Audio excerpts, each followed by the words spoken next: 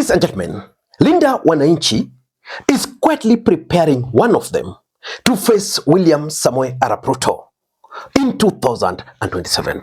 Orengo si ametoka kuwa rais. Anaitwa James Orengo. Sasa kama tuko na James Orengo, ni msemo gani tunahitaji?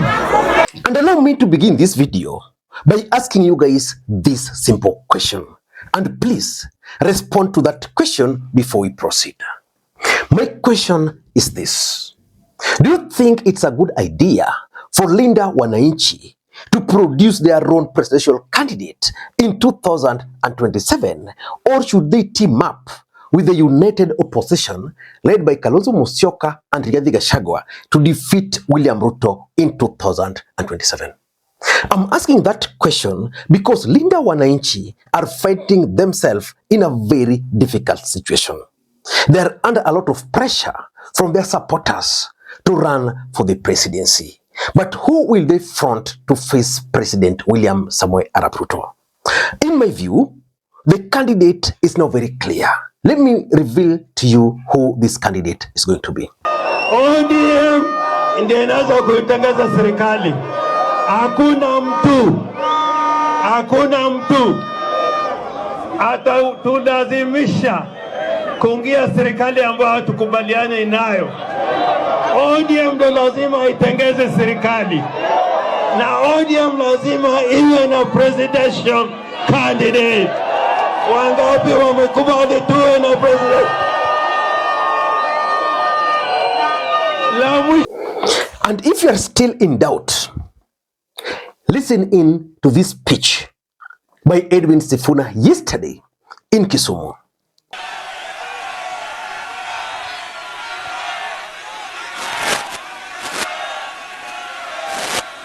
Mheshimiwa Orengo, kwa niaba ya vijana wote ambao umetufunza siasa, kwa niaba ya vijana wote ambao umetulea, kama hatujawahi kukuambia, nataka niseme leo tukiwa Kisumu, asante sana kwa kutushikilia mkono, kwa kuheshimu maoni ya vijana, kwa kutufunza siasa, kwa kutuelekeza katika masuala ya kisheria, kwa kututoa katika ngori wakati watu kama Babu wameshikwa. Wewe uko pale mstari wa mbele. Kuna wazee aina mbili. Vijana oe! Kuna wazee aina mbili. In this video, I want us to look at two things. The first thing I want us to look at is the signal that James Orengo is going to be their candidate. And number two, why Linda Mwananchi are likely to sponsor one of them to face William Samoei Arap Ruto. Before you do that, in case you're watching the channel for the first time, please take a second or two, click the subscribe button so that next time we produce a video like this, YouTube will automatically notify you. Ladies and gentlemen, why do I strongly believe that James Orengo is likely to be the presidential candidate for the Linda Mwananchi in 2027? And let me ask you this question. If you are to go to that polling station and you find two individuals, William Ruto and James Orengo, who would you vote for as the next president of the Republic of Kenya? Now, let me reveal to you guys why I believe Orengo is the candidate, because signals are already there. Number one, we've witnessed the emergence of Raphael Tuju in Linda Mwananchi. Raphael Tuju left Nairobi, went to his home where they prayed for him. He then traveled to Siaya and paid a courtesy visit to James Orengo. And his statements were very clear. In my own view, James Orengo is leaving Siaya in the hands of Raphael Tuju. This is in response to the fear that if he's not careful, the seat might actually go to Nicholas Gombo. So the fact that Raphael Tuju is now coming up, I can easily conclude that he is being prepared. Orengo believes he's going up, and therefore he wants to leave the seat to Raphael Tuju, who will fly their flag. I made this post in one of my Facebook pages, and some people were like, Orengo is going to defend his seat and Raphael Tuju is going to Rarieda, but that is not the case. Number two, the second signal that Orengo is going for the presidency is his declaration as the new party leader of ODM party. If you go through the ODM constitution, there is something which it says that the party leader is the automatic presidential candidate. Which means if Orengo were to succeed in wresting the control of ODM from the grip of Oburu Odinga, then he will automatically become the presidential candidate. Because even Oburu Odinga, by virtue of being the party leader, had this to say about being the presidential candidate. I want to make it absolutely clear that our constitution already has a presidential candidate for our party. And that presidential candidate is clearly stated in the constitution of our party. And it is the party leader. And it is the party leader speaking. The third signal, in my view, is the endorsement from Linda Mwananchi leaders. Otsosi, Otsosi, Godfrey, Senator for Vihiga, Edwin Sifuna, endorsed Orengo, Babu Owino himself. Listening to Babu Owino.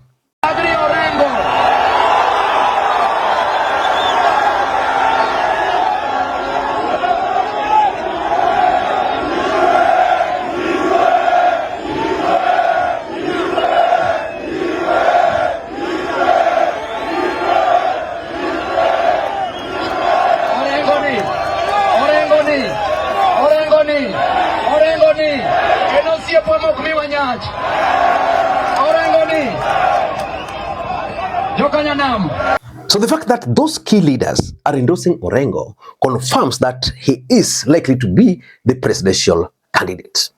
And the fourth signal, in my view, is Babu Owino affirming that he's indeed going for Nairobi. Because Babu Owino wants to become the next kingpin. And in Luhya politics today, Babu Owino, in terms of popularity, is way ahead of Orengo.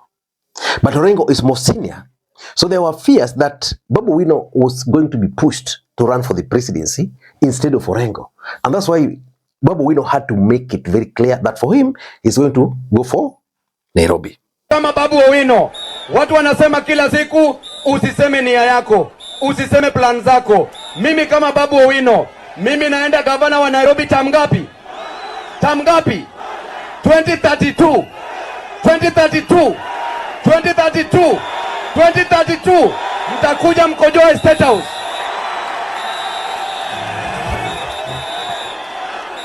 Joy.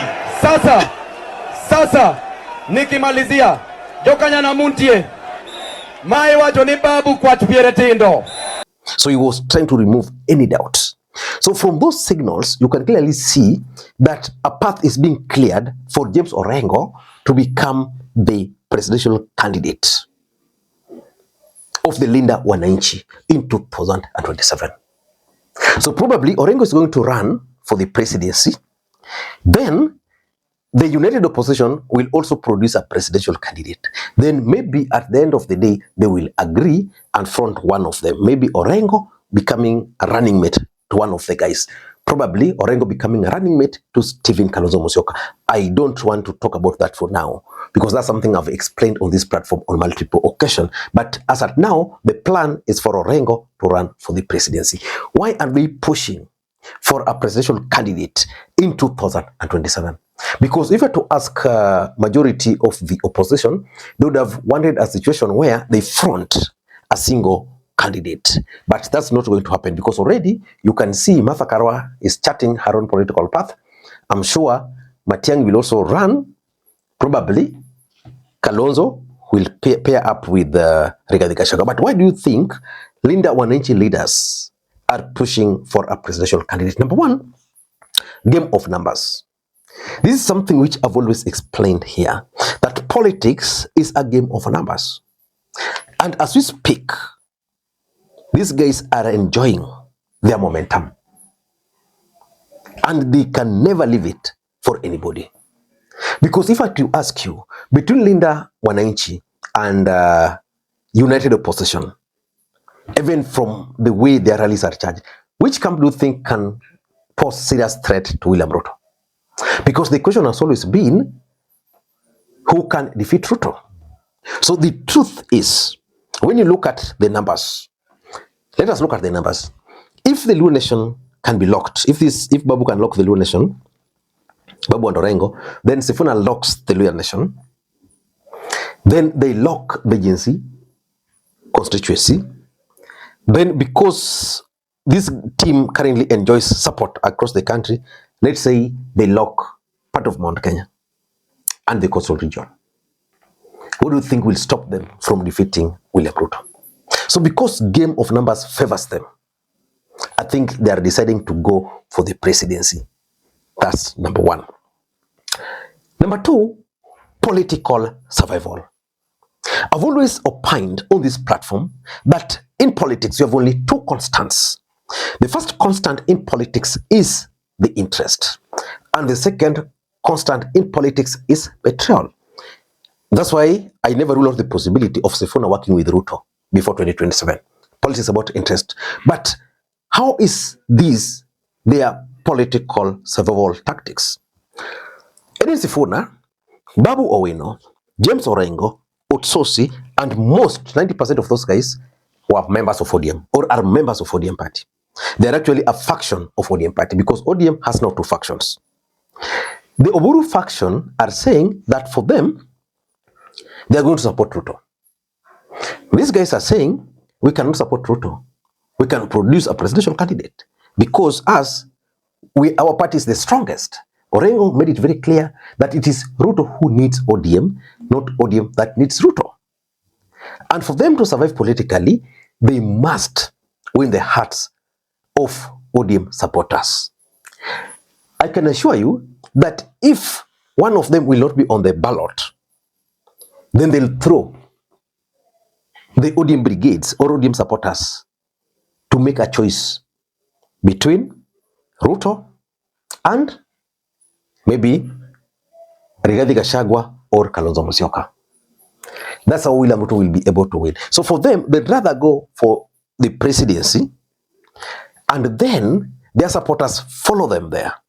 Because if they are offering the presidency, the presidential ticket, and Oburu and the team are offering nothing so far because Ruto is going to pick Kindiki as his running mate, then obviously, if you are to ask me, they'll have an upper hand. So because of their political survival, they must run for the presidency. Number three is the pressure from their supporters. And most of these supporters are majorly Gen Zs. In fact, in the minds of the Gen Zs, their presidential candidate should be Sifuna. And that's why Sifuna and the group are pushing for Orengo. And they're already embracing Orengo. To an extent that if this team will not be producing a presidential candidate, then watachwa kwa mata. So because of the pressure from their supporters, they will have to produce a presidential candidate. And maybe towards the tail end there, will merge or will team up with the other camp. But the truth is, they are under a lot of pressure from their supporters. Number four, we are talking of 2027 politics. Their interest. Now, if this team were to produce a presidential candidate, what it's going to mean is that they are going to have to win several MPs, of course. They are going to win some seats, governor, Senate, women rep. Some of them will easily, let me give you the case of Vihiga. Otsosi will easily now win the Vihiga governor. Babu, assuming he will succeed, will win the governor. Let's say Sifuna wins in Nairobi. So they'll have MPs. Once they have MPs, they'll be able now to qualify for political parties funds. And assuming Orengo is their presidential candidate, and unfortunately they don't win, he will be like another Raila. We won't need to be a governor for Siaya. He will have several governors they'll be controlling. And that's why Babu was confident yesterday that they will be able to win or to dictate in the Luhya nation 87% of the votes, of the seats. He warned MPs that 87% of them will go home. It's because of the 2027 politics. So if they'll have their party, even if they don't win the presidency, they'll be safe. And lastly, it is a strategy to counter Oburu and the team. Oburu and the team have already settled. Their game plan is clear. We are going to support William Ruto's re-election.